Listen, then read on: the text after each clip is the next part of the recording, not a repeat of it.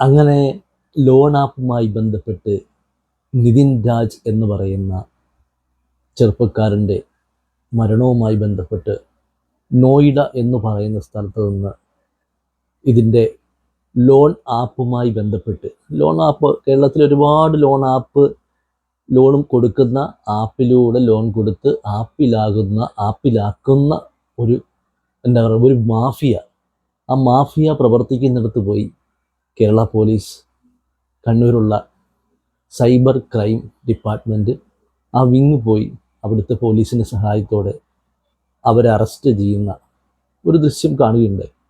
വളരെ നല്ല കാര്യമാണ് കേരള പോലീസിൻ്റെ ഭാഗത്തുനിന്ന് ഇങ്ങനെ ഒരു ഇനിഷ്യേറ്റീവ് ഉണ്ടാവുക എന്ന് പറയുന്നത്. കാരണം ഇതിൻ്റെ IP അഡ്രസ്സ് ഒക്കെ കണ്ടുപിടിക്കുക വളരെ ബുദ്ധിമുട്ടാണ്. കാരണം ഇവർ ഉപയോഗിക്കുന്നത് 30 സിം ഇടാൻ പറ്റുന്ന ഒരു മോഡം പോലത്തെ ഒരു സാധനം, 30ലധികം സിമ്മുകൾ ഒരു മോഡത്തിൽ ഉപയോഗിച്ച് അതിൽ നിന്ന് ഫോൺ കമ്പ്യൂട്ടറുമായി കണക്ട് ചെയ്ത് വിളിക്കുന്നൊരു സംവിധാനം. നമുക്കത് കണ്ടിട്ട് ആ ദൃശ്യം ഒന്ന് കണ്ടിട്ട് വരാം. സ്ക്രീനിൽ സൈഡിൽ ഞാൻ ആ ദൃശ്യം കൊടുക്കാം.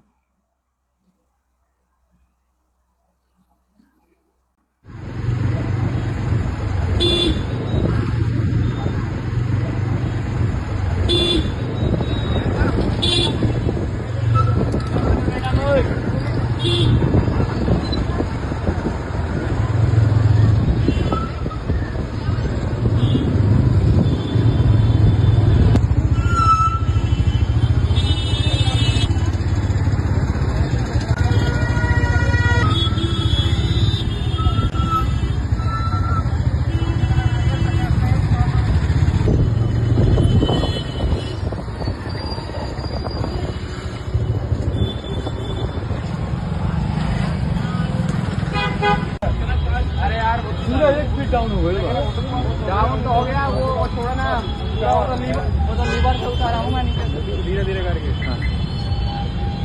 വമ്പൻ സെറ്റപ്പാണ്. അവിടെ നിങ്ങൾ വിഷയിൽ കാണുമ്പോൾ നിങ്ങൾക്ക് മനസ്സിലാവും. ഒരു 10-20 ആൾക്കാർ കമ്പ്യൂട്ടറിന് മുമ്പിൽ ഒരു IT പാർക്ക് പോലെ, ശരിയാണ്, ഒരു IT കമ്പ്യൂട്ടർ സ്ഥാപനത്തിൽ വർക്ക് ചെയ്യുന്നത് പോലെയാണ് അവർ ഇരിക്കുന്നത്. പക്ഷെ അതിൽ 2-3 പേരെ അറസ്റ്റ് ചെയ്തു കേരള പോലീസ്. പക്ഷെ ഒരിക്കലും ചോദ്യം ചോദിക്കാനുള്ളത്, ഇപ്പോഴും ആ സ്ഥാപനം അവിടെ പ്രവർത്തിക്കുന്നുണ്ട്. അത് സീരിയസ് ആയിട്ട് എന്നിട്ട് വീഡിയോയിലൊന്നും കാണിക്കുന്നു. അതിൽ 3 പേരെ അറസ്റ്റ് ചെയ്തു. അപ്പോൾ ആ 3 പേര് ഇപ്പോൾ കാണിക്കുക. ആ 3 പേരുടെ വിഷ്വൽസും ഫോട്ടോയും കാണിക്കും.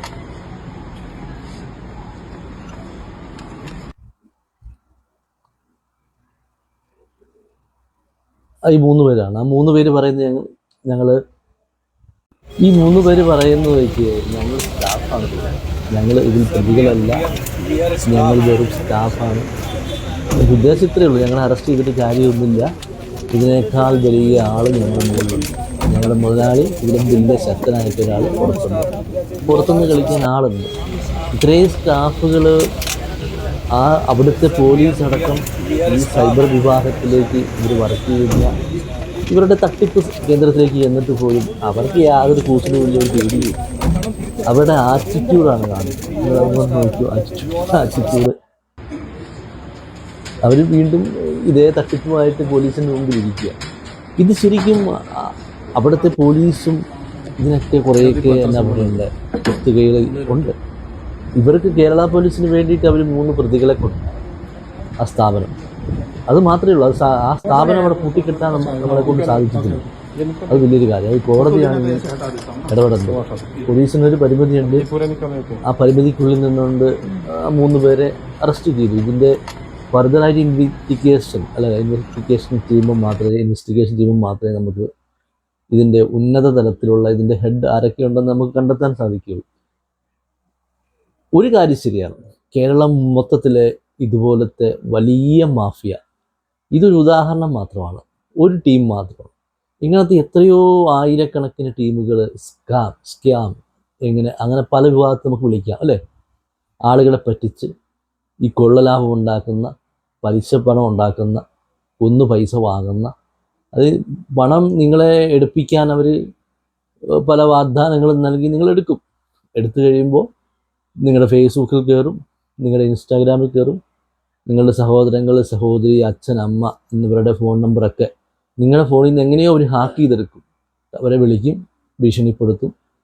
ഇപ്പം ഈ നിതിൻ രാജ് എന്ന് പറയുന്ന കുട്ടിയുടെ കാര്യത്തിൽ ആ ടീച്ചറുടെ നമ്പർ കൊടുത്തെന്നാണ് ഇപ്പോൾ മാധ്യമങ്ങൾ പറയുന്നത്.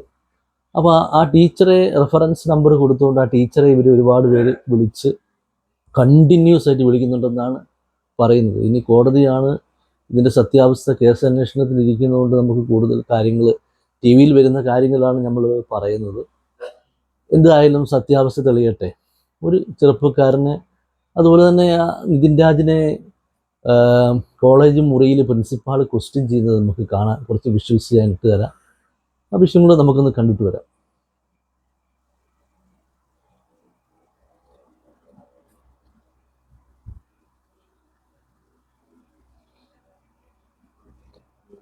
വളരെ ദയനീയമായിപ്പോയി. ആ കൊച്ച് പ്രിൻസിപ്പാളിൻ്റെ മുറിയിൽ നിന്ന് ഇറങ്ങി ഓപ്പോസിറ്റുള്ള മെഡിക്കൽ കോളേജ് ബിൽഡിങ്ങിൻ്റെ മുകളിൽ പോയി നേരെ കയറി ആത്മഹത്യ ചെയ്തു എന്നാണ് പറയുന്നത്. ആ അരമണിക്കൂറോളം സ്റ്റാഫ് റൂമിൽ അവൻ നേരിട്ടത് ഒരിക്കലും നല്ല കാര്യങ്ങളൊന്നുമല്ല. നല്ല വാക്കുകളോ ആശ്വസിപ്പിക്കുന്ന വാക്കുകളോ ഒന്നുമല്ല. നല്ല ചീത്തവിളികളും അധ്യാപകരുടെ വഴക്കും, എന്നാ പറയണ്ടേ, അവിടെ ഇരിക്കുന്ന റാം എന്ന് പറയുന്ന ഡോക്ടറും ഈ പിള്ളേരെ പഠിപ്പിച്ച് ബോഡി ഷേമിങ് നടത്തുന്ന ഡോക്ടർ അടക്കം അവിടെ ഇരിപ്പുണ്ട്. അവരുടെ വായിൽ നിന്ന് വന്നതും നല്ല കാര്യങ്ങളൊന്നുമല്ല. ഇവർ ക്വസ്റ്റ്യൻ ചെയ്താൽ വേണ്ടി വിളിച്ച ആൾ ഇവരാണോ ക്വസ്റ്റ്യൻ ചെയ്യേണ്ടത്? ഇങ്ങനെയുള്ള കേസിനെ പറ്റി പോലീസ് സ്റ്റേഷനിലാണ് ചെയ്യുന്നത്. ഇവർ പറയുന്നുണ്ട് സൈബർ റിപ്പോർട്ടിൽ പോലീസ് സ്റ്റേഷനിൽ സൈബർ കേസായിട്ട് ഫയൽ ചെയ്തിട്ടുണ്ട്, പോലീസ് അന്വേഷിക്കുന്നത്. അങ്ങനെ അന്വേഷിക്കുന്ന കേസിൽ ഒരു കോളേജ് വിദ്യാർത്ഥിയെ വിളിച്ച് ഇവർ എന്താ പറയാൻ പാടില്ലാത്ത വാക്കുകളൊക്കെ പറഞ്ഞ് മാനസികമായി ടെമ്പർ ചെയ്ത് മനോദര തെറ്റിയ അവസ്ഥയിൽ ആ പയ്യൻ പോയി ആത്മഹത്യ ചെയ്തതാണ് സത്യത്തിലേക്ക് കാണുന്നത്. അവൻ്റെ മനസ്സിൽ എന്നാ പറയണ്ടേ, അവൻ തെറ്റാണോ ശരിയാണോ എന്ന് നമുക്ക് വിധിക്കേണ്ട ആവശ്യം ഇല്ല. അത് കോടതിയാണ് തീരുമാനിക്കേണ്ടത്. എന്താണ് ഇതിൻ്റെ സത്യാവസ്ഥ എന്ന് കോടതി പറയട്ടെ. കോടതിയിൽ ഇതിൻ്റെ തെളിവും കാര്യങ്ങളൊക്കെ ചെല്ലട്ടെ. പക്ഷെ എന്നിരുന്നാലും അവിടെ നടക്കുന്ന വിദ്യാർത്ഥികളെ ചൂഷണം ചെയ്യുന്ന നിരവധി അധ്യാപകരുണ്ട്. ഏത് കാലഘട്ടത്തിലാണ് ഈ അധ്യാപകരൊക്കെ ഇത്രയും വിവരവും വിദ്യാഭ്യാസവും ഉണ്ടായിട്ട് ഇവിടെ പഠിക്കാൻ വരുന്ന വിദ്യാർത്ഥികളെ ബോഡി ഷെയിം ചെയ്യുന്ന, വീട്ടിൽ നിന്ന് മാതാപിതാക്കളുടെ പിതൃക്കളെയും വരെ പറയുന്ന മാനസിക രോഗികളാണ് അവിടെയെല്ലാം പഠിപ്പിക്കുന്നത്. ഇങ്ങനെയുള്ള മാനസിക രോഗികളെയൊക്കെ പിടിച്ച് ജയിലിലിടുക ചെയ്യേണ്ടത്. ഇവർക്കൊക്കെ ബിരുദവും ബിരുദാനന്തര ബിരുദവും ഡോക്ടറേറ്റും സർട്ടിഫിക്കറ്റൊക്കെ കൊടുത്ത് ഇതൊക്കെ ഒറിജിനലായിട്ട് പഠിച്ചു വന്നോളുന്നത്, വല്ല പൈസയും കൊടുത്ത് വന്നവരായിരിക്കും. അതിനെക്കൊണ്ട് മെഡിക്കൽ കോളേജിൽ ഒരു പ്രൈവറ്റ് സ്ഥാപനമാണ്.